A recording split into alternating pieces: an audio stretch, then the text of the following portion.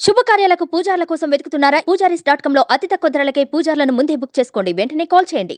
నమస్కారం, సుమన్ టీవీకి స్వాగతం. 2024వ సంవత్సరం జనవరి మాసం ద్వాదశ రాశుల వారికి ఏ రకంగా ఉండిపోతుంది, ఏ గ్రహాలు ఏ స్థానంలో ఉన్నాయి, వాటి సంచారం వల్ల ఏ రాశుల వారికి లబ్ధి చేకూరిపోతుంది అంశాలు తెలియజేసేందుకు మనతో పాటు ఉన్నారు ప్రముఖ జ్యోతిష్య రత్న, జ్యోతిష్య చక్ర వైభవ నిపుణ డాక్టర్ రాళ్లపల్లి రవికుమార్ గారు. గురుగారు నమస్కారం అండి. నమస్కారం అమ్మా.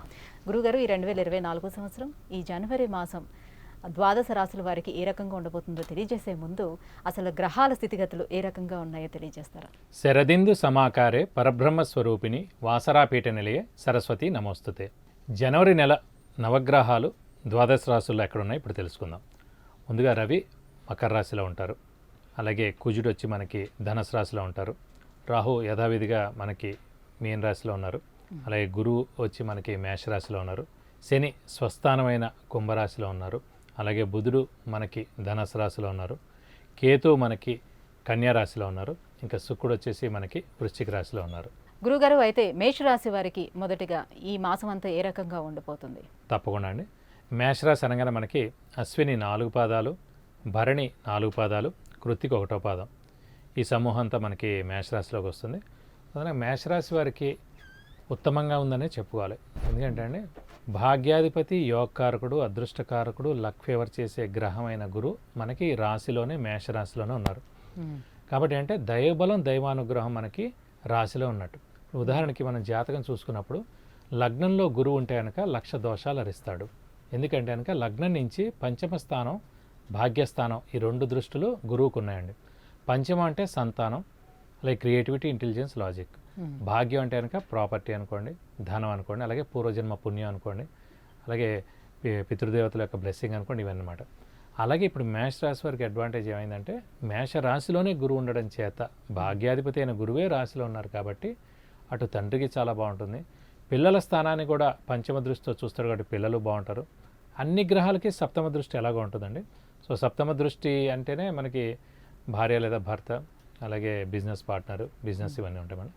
కాబట్టి సప్తమ దృష్టి కూడా చాలా బాగుంది. గురువు యొక్క దృష్టి అండి. ఎందుకంటే శుభగ్రహాలు 4, ఒకటి చంద్రుడు, ఒకటి బుధుడు, ఒకటి గురువు, ఒకటి శుక్రుడు. ఈ 4లో కూడా గురువు అనేవాడు ఇంకా అల్టిమేట్ అన్నమాట. అందుకే దైవబలం అన్నా, దైవానుగ్రహం అన్నా, గురుబలం అన్నా, ఇవన్నీ కూడా గురువు అనే గ్రహం బాగుంటేనే. కాబట్టి మేషరాశి వారికి పరిపూర్ణంగా ఉందన్నమాట.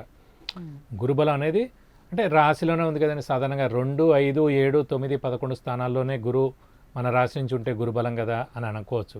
కానీ మన రాశిలోనే ఉన్నారంటే ఈ 5వ స్థానాన్ని చూస్తాడు, ఆటోమేటిక్గా 7ని ఎలాగో చూస్తాడు, అన్ని గ్రహాలు సప్తమ దృష్టి చూస్తాడు కాబట్టి అటు భాగ్య దృష్టి కూడా చూస్తున్నాడు కాబట్టి ఇంకా మంచిదండి.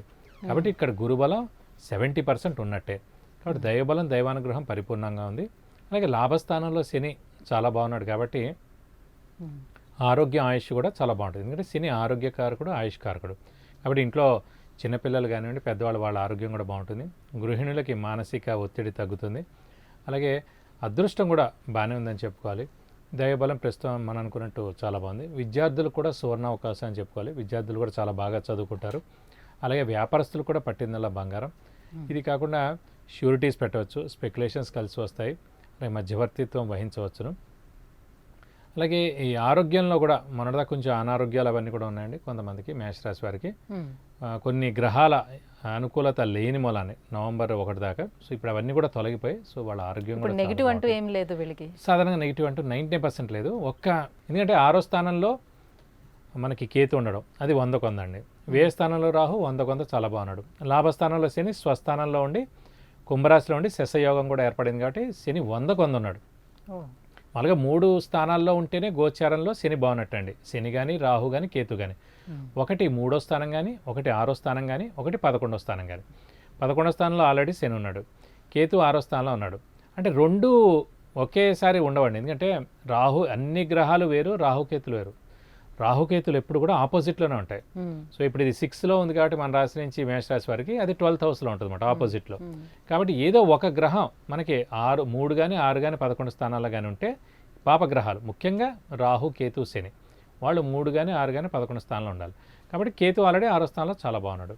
ఆటోమేటిక్గా రాహు వ్యయంలో చాలా బాగున్నాడు, లాభంలో శని బాగున్నాడు. కాబట్టి చాలా బాగుంటుందని చెప్పుకోవాలి మేషరాశి వారికి. అయితే గురుబలం వీళ్ళకి చాలా బాగుందని చెప్తున్నారు కాబట్టి ఉద్యోగస్తులు కానీ వ్యాపారస్తులు కానీ ఏ రకంగా ఉండిపోతుంది? ఉద్యోగస్తుల మటుకు పట్టిందల్లా బంగారం అని చెప్పచ్చు. ఎందుకంటే ముఖ్యంగా ఉద్యోగస్తులకి చూడాల్సిన గ్రహమే శని అండి. సో ఆ శని అనేవాడు మనకి లాభస్థానంలో ఉన్నాడు కాబట్టి అటు ప్రమోషన్ రావచ్చు, లేకపోతే కొత్త ఉద్యోగం రావచ్చు, లేదంటే కనుక మంచి ఇంక్రిమెంట్ కానివ్వండి, శాలరీ హైక్ కానివ్వండి, ఇతని పెర్ఫార్మెన్స్ చూసి వెంటనే ఏదైనా వేరే ప్రమోషన్ కొత్తగా క్రియేట్ చేసి కూడా ఇవ్వచ్చు. కాబట్టి ఇది 2025 ఏప్రిల్ దాకా లాభస్థానంలోనే శని ఉంటాడు. ఖచ్చితంగా ఈ నెల జరగాలి ఆ నెల జరగాలి అని ఏం లేదండి. సో మిగతా గ్రహాల బలాలు కూడా బాగున్నప్పుడు ఖచ్చితంగా శని బలం అనేది ఏప్రిల్ 2025 వరకు లాభస్థానంలో చాలా బాగుంటాడు కాబట్టి మేషరాశి వారికి ఎప్పుడైనా జరగచ్చు. కానీ ఈ నెల ఇంకొంచెం బాగుందన్నమాట. జనవరి నెల అనేది ఇంకా బాగుంది కాబట్టి ఉత్తరాయణం కూడా స్టార్ట్ అవుతుంది మనకి జనవరి 15 తర్వాత నుంచి. బట్ ఉత్తరాయణ కాలంలో కూడా ఇంకా చాలా మంచి పనులన్నీ కూడా జరుగుతాయి. కాబట్టి వ్యాపారస్తులు కూడా పట్టిందల్లా బంగారం అని చెప్పుకోవచ్చు. ఎందుకంటే వారికి ముఖ్యంగా గురువు ఇంపార్టెంట్. గురువు ధనకారకుడు ఎవరికైనా సరే. అలాంటి ధనకారకుడు రాశిలో ఉన్న గురుబలం తక్కువగా ఉన్నా కూడా భాగ్యాధిపతి రాశిలో ఉన్నాడు కాబట్టి 70% గురుబలం ఉంది కాబట్టి గురువు ధనానికి కారకుడు కాబట్టి ఖచ్చితంగా వ్యాపారస్తులకి పట్టిందల్లా బంగారం. కొత్త వ్యాపారం స్టార్ట్ చేసుకోవచ్చు, లేదంటే ఉన్నదాన్ని ఎక్స్పాన్షన్ చేసుకోవచ్చు. వడ్డీ అంటే మనం సాధారణంగా వీళ్ళు క్రెడిట్కి ఇస్తుంటారు. క్రెడిట్ ఎక్కువ ఇచ్చినా కూడా నష్టం లేదు, తప్పకుండా అవన్నీ కూడా మళ్ళీ తీరిపోతాయి. కాబట్టి వీరి అంటే ఇటు ఉద్యోగస్తులకి వ్యాపారస్తులు కూడా పట్టిందల్లా బంగారం అని చెప్పుకోవచ్చు. భార్యాభర్తల మధ్య అనుకూలత కానీ గృహయోగం కానీ అలాగే ఆరోగ్యం గురించి ఎలా ఉండబోతుంది? భార్యాభర్తల మధ్య అన్యోన్యత బాగానే ఉంటుందండి. గృహయోగం అయితే లేదండి ప్రస్తుతం. ఎందుకంటే మేషరాశి వారికి ఏప్రిల్ దాటిన తర్వాత నుంచి ఇంకా గురుబలం స్టార్ట్ అవుతుంది కాబట్టి అప్పుడు ఇంకా సమయం ఉందండి ఇంకా గృహయోగానికి. ప్రస్తుతం అయితే గృహయోగం లేదు కాబట్టి భార్యాభర్తల అన్యోన్యత మటుకు చాలా బాగుంటుంది. ఇంకా మీరు ఆరోగ్యం గురించి అడిగారు. ప్రస్తుతం ఆరోగ్యం అయితే బాగానే ఉందండి. ఎందుకంటే శని మెయిన్ చెప్పాక ఆరోగ్యకారకుడు, ఆయుష్ కారకుడు, ఉద్యోగ కారకుడు, ప్రొఫెషన్ కారకుడు ఎవరికైనా సరే అలాంటి వాడు లాభస్థానంలో ఉన్నాడు. సాధారణంగా మేషరాశి అధిపతి కుజుడు. కుజుడికి శనికి పడదు మామూలుగా. వివాహం చేసుకుంటే నష్టం అవుతుంది. మేషరాశి వారు, కుంభరాశి వారు, అలాగే మేషరాశి వారు, మకర రాశి వారు వివాహానికి పనికిరాదండి. ఎందుకంటే గ్రహమైత్రి చూసినా లేకపోతే రాశాధిపతులు చూసినా వాళ్ళిద్దరూ శత్రువులు. మేషరాశి అధిపతి కుజుడు, ఇటు కుంభరాశి అధిపతి శనేయుడు, మకర రాశి అధిపతి శనేయుడు. ఆ రెండు రాశులు మేషరాశి వాళ్ళకి పడదు. అలాగే వృశ్చిక రాశి వారికి కూడా అంతే, అధిపతి కుజుడేయుడు కాబట్టి ఈ రెండు రాశులు పడవు. వివాహానికి పనికి రాకపోవచ్చు కానీ ఇలాంటి గోచారంలో హెల్త్ రీత్యా కానివ్వండి, ఉద్యోగ రీత్యా కానివ్వండి, వ్యాపార రీత్యా కానివ్వండి ఇవన్నిటికి మటుకు హెల్ప్ అవుతారు. వివాహానికి మటుకు పనికిరాదండి.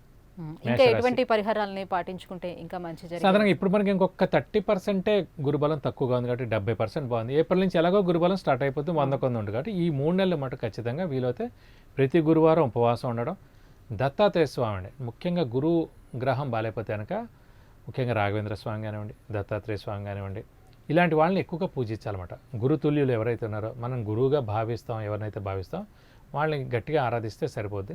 సో దత్తాత్రేయ స్వామి అష్టోత్తరం రోజు చదువుకుంటే మంచిది, ప్రతి గురువారం ఉపవాసం ఉంటే మంచిది. ఈ 3 నెలలే మళ్ళీ ఏప్రిల్ నుంచి అలా గురుబలం స్టార్ట్ అవుతుంది కాబట్టి. అలాగే వీలైతే కనుక ఒక గురువారం రోజున శనగపప్పు కానీ శనగపప్పే అంటే గురువు సంబంధించిన మనకు ఐటమ్ వచ్చేసి శనగలండి. సో శనగలు ఎవరికైనా దానం ఇస్తే అది వాడకపోవచ్చు, మిస్యూజ్ చేయొచ్చు, పడేయచ్చు. కాబట్టి శనగపప్పు ఇచ్చారనుకోండి అది వాళ్ళ ఇంట్లో వాడుకుంటారు అపురోహితులు. శనగపప్పు కేజీంపావు, ఒక 100 రూపీస్ క్యాష్, వీలైతే కనుక ఒక ఎల్లో లుంగి దానం ఇస్తే కనుక దోషం ఏమైనా ఉన్నా కూడా గురువు యొక్క దోషం తొలగిపోతుంది. అలా వీలైతే ప్రతిరోజు దత్తాత్రేయ స్వామి అష్టోత్తరం చదువుకుంటే మంచిది.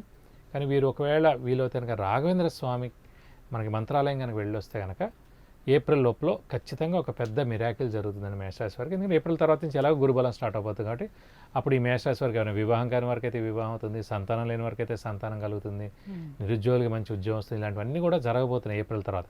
కాబట్టి వీలైతే ఈ లోపల గురువు కొంచెం వీక్గా ఉన్నాడు కాబట్టి గురువు రిలేటెడ్ రాఘవేంద్ర స్వామి లేదా దత్తాత్రేయ స్వామి కాబట్టి ఈ 2 టెంపుల్స్ ఎక్కడైనా ఫేమస్ టెంపుల్స్కి వెళ్ళి వస్తే కనుక గట్టిగా ప్రార్థిస్తే కనుక మీకు అత్యుత్తమంగా ఉంటుందని చెప్పుకోవచ్చు. గురుగారు 2024 జనవరి మాసం మేషరాశి వారికి ఎలా ఉండబోతుంది, ఎటువంటి పరిహారాలు పాటించాలనే విషయాన్ని తెలియజేసినందుకు ధన్యవాదాలు. నమస్కారం. విద్య, ఉద్యోగం, సంతానం, వివాహం, విదేశీయానం, ఆరోగ్యం, ఐశ్వర్యం, వ్యాపారం వీటన్నిటి కొరకు గురువుగారికి అపాయింట్మెంట్ తీసుకోవాలనుకుంటే కింద స్క్రోల్ అవుతున్నటువంటి నెంబర్కి వాట్సాప్ చేసి గురువుగారి అపాయింట్మెంట్ పొందొచ్చు.